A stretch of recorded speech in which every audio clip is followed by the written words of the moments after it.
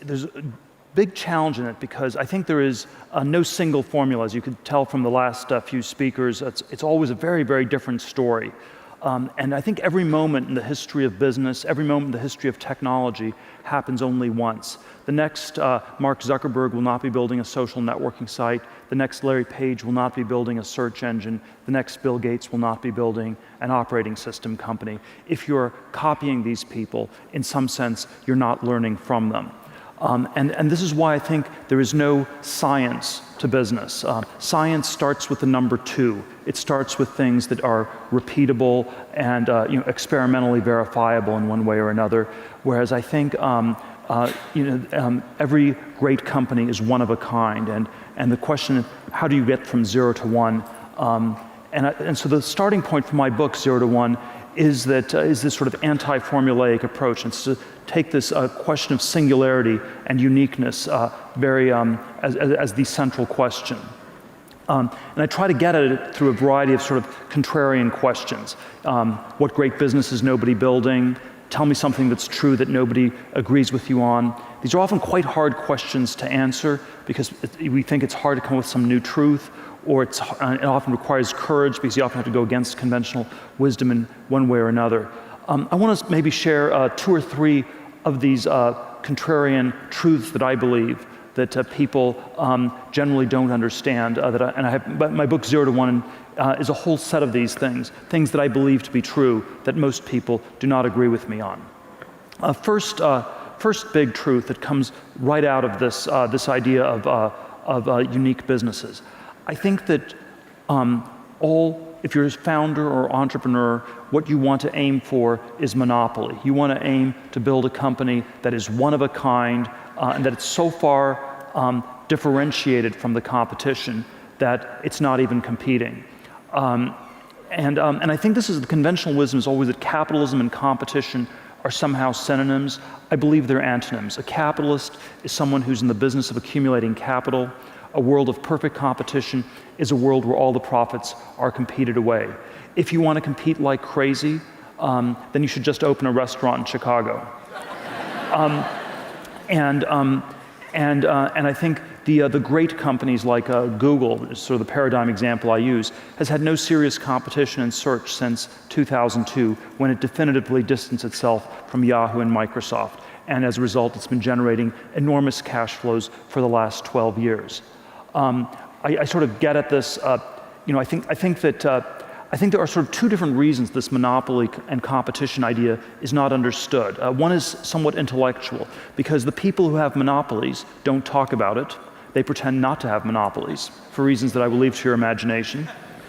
And the people who don't have monopolies pretend to have something unique about their business, because otherwise nobody would invest or give them any money.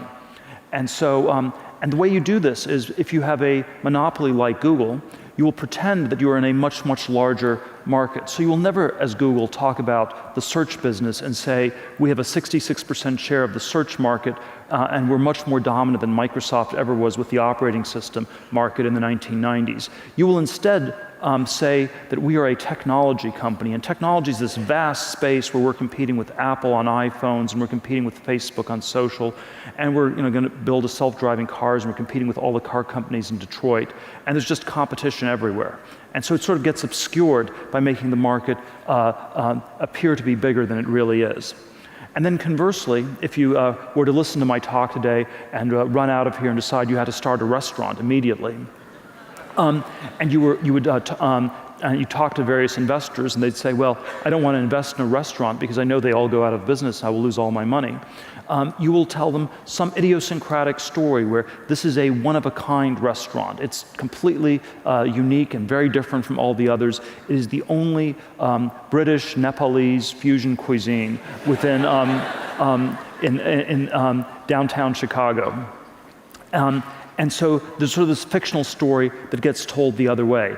And so I think that because of these distortions that people tell about their businesses, I think this monopoly question ends up being very, very underappreciated, and we sort of underweighted as a variable intellectually.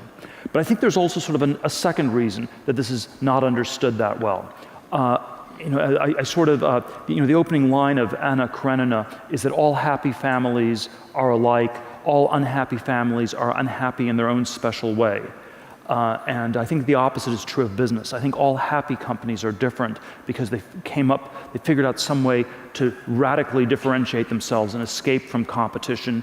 All unhappy companies are alike because they fail to escape the essential sameness that is competition.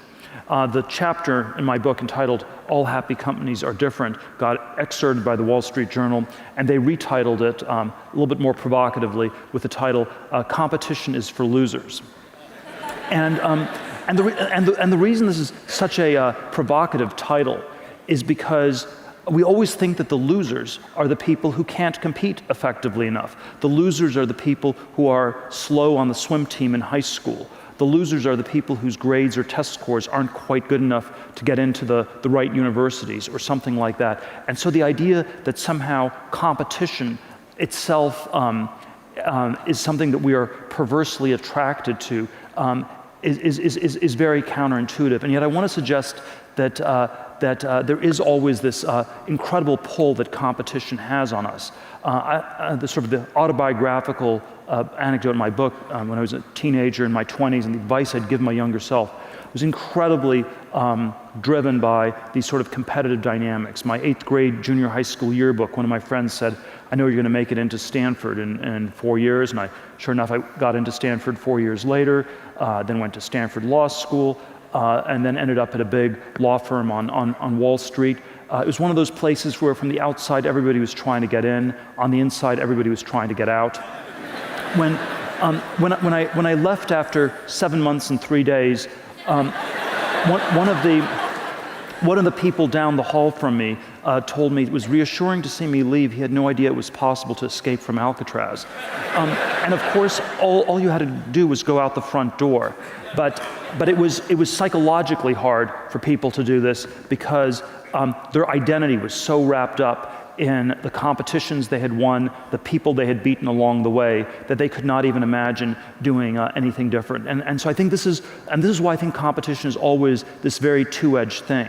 When you compete ferociously, you will get better at that which you're competing on, but you will always narrow your focus to beating the people around you, and it often comes at this very high price of losing sight of what is more important or perhaps more valuable.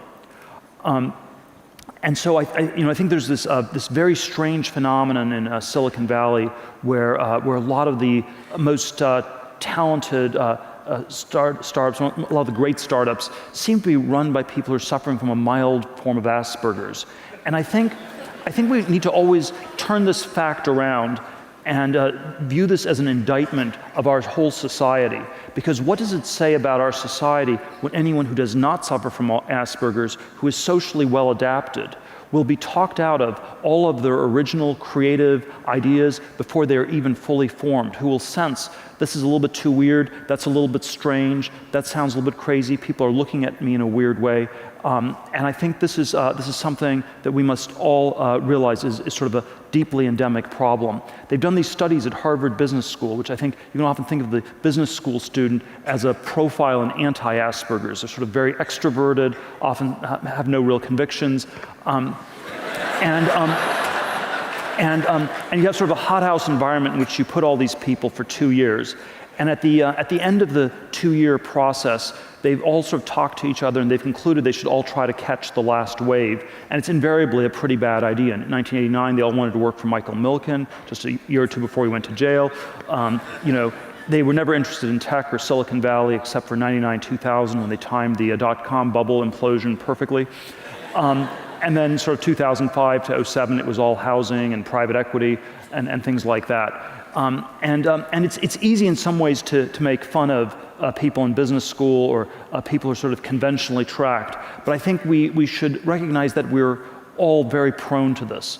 Already in the time of Shakespeare, the word ape meant both primate and to imitate. And there is something very deep in human nature that is imitative. It has a lot of good things. It's how language gets learned by kids. It's how culture gets transmitted in our society. But it also can lead to sort of a lot of insane behavior. It can lead to the madness of crowds, to bubbles, to sort of mass delusions of one sort or another. And I think it can. And I think it's, advertising. We always tell ourselves that we're not that prone to this, and I think that's something I'd encourage all of us to rethink. We always think of advertising as something that just afflicts other people, that never afflicts ourselves. I think this is very far from the case. And so the monopoly competition is not just this intellectual failure, it's also this thing where you have a tiny door where everyone's trying to rush through, and there may be around the corner a vast and a secret gate that no one's taking, and you should always find the secret path and go ahead and take that. Two other quick ideas on things that I believe to be true that most people don't agree with me on. I think there are many answers to this question, what is true, that people don't agree with me on. And most of us actually don't think there are that many answers left. We think that all these answers have been discovered. And I sort of give a trichotomy in my book of conventions, which are truths everybody already knows. The other end, there are mysteries, which are truths that we can't that nobody in this world can figure out. And then there are things that are in between that are hard. It takes a lot of work, but if you apply yourself, you could figure those out. And I call those secrets. And I think there are many secrets left. Now, there are certain areas where it's not that promising to look. So, if you were growing up in the 17th or 18th century, there were some empty spaces on the map, and you could become an explorer and discover some more secrets about geography. Or in the 19th century, there were still some empty spaces left on the periodic table of elements, and you could go into chemistry and discover some things in basic chemistry. And so I think geography, basic chemistry, these are areas that have been fully explored. These are areas where you're not going to find any secrets. These are not promising areas where you will discover a new truth that no one else knows, and that can become the basis for a great insight or a great business. But I think most areas are not like this. And I think that there are many directions we can go in where the frontier is still surprisingly close. There certainly has been an enormous amount of ideas and businesses that have been discovered in this IT space for the last 40 years. And there's no reason to think that's going to stop around computers, internet, mobile internet, software. There are many things people find. The ideas are often, they always seem shockingly simple in retrospect. They're pretty hard ex ante. When we came up PayPal with combining email with money, that was a secret. It was not an easy thing to figure out. No one else in the world had figured it out, but it was far from impossible to do. And once we came up with the idea, we thought, wow, it's amazing no one's thought of this yet. We have to really execute fast before anyone catches up. And so I think there are many things, there are many secrets like this that are left to be discovered. And we see this with all the new businesses that emerge in these areas. I actually think that we should try to find some in a number of other areas. So I think that everything from biotech to space technologies, all sorts of other areas of technology, I think have been somewhat underexplored in recent decades, and that it would be good if the cone of progress were not just this narrow cone around computers and the world of bits, but were expanded to include the world of atoms in many other ways. So, second idea is there are many secrets left for us to discover. Third idea that I'll end on, and this is the basic dichotomy in my book. I think for us to have a successful 21st century, we're going to have both globalization and technological innovation. And I think these are two very different modes of progress. And people often use these words interchangeably, and I think that's always a big mistake. I draw globalization always on an x-axis. I describe it as copying things that work, going from one to n, horizontal or extensive growth. China is the paradigm of globalization today, and to first approximation, what China needs to do in the next 20 years is just copy everything that's working in the West. You can maybe skip a few steps, but if it executes against that, the people in China will be much better off in the decades ahead. And then I always draw technology on the y-axis. I describe it as vertical or intensive growth, doing new things, going from 0 to 1. And we can sort of see this big difference between globalization and technology if we think about the history of the last 200 years. There have been periods of globalization, there have been periods of technology. The 19th century was a period of both. From 1815 to 1914, you had tremendous technological progress and tremendous amounts of globalization taking place. After 1914, with the world wars, communism, all sorts of other events, globalization sort of went in reverse. The world became a much more disunited, much more fragmented sort of a place. But technology continued to go at a ferocious pace. And I would argue since maybe about 1971, when Kissinger went to China and globalization restarted, it began at a ferocious rate the last 40 plus years. Technology's been going a little bit more slowly, where it's been, as I already said, a narrow focus on computers and a little bit less of other things. So the last century, unlike the 19th century, has been a period where we first had lots of technology, but no globalization, and we've now had a more recent period where we've had lots of globalization, but only limited technological progress. And this change is reflected in a very different way in which we talk about today's world. In the 1950s or 1960s, we would have described the world as being divided between the first world and the third world. The first world was that part of the world that saw relentless, accelerating technological progress. The third world was that part of the world that was permanently stuck, permanently screwed up in one way or another. So no globalization, but lots of technology. Today we would divide the world into the developed and developing nations. The developing nations are those that are copying the developed world. And so this developing dichotomy is a pro-globalization dichotomy. It's sort of a convergence theory of history where the entire world will become more and more homogeneous as globalization continues apace. But it is also implicitly an anti-technological dichotomy, because when we say that we're living in the developed world, we are implicitly saying that we're living in that part of the world where nothing new is going to be done, where things are finished, they're complete, and we can expect decades of stagnation and sclerosis, and the younger generation should expect to have a lower living standard than their parents, and we have sort of this rather bleak view of the future. And I think we should not accept that sort of a label. We should not accept this idea that we're living in the developed world. And so I will end by saying that I think we should always return to the very contrarian question, how can we go about developing the developed world? Thank you very much.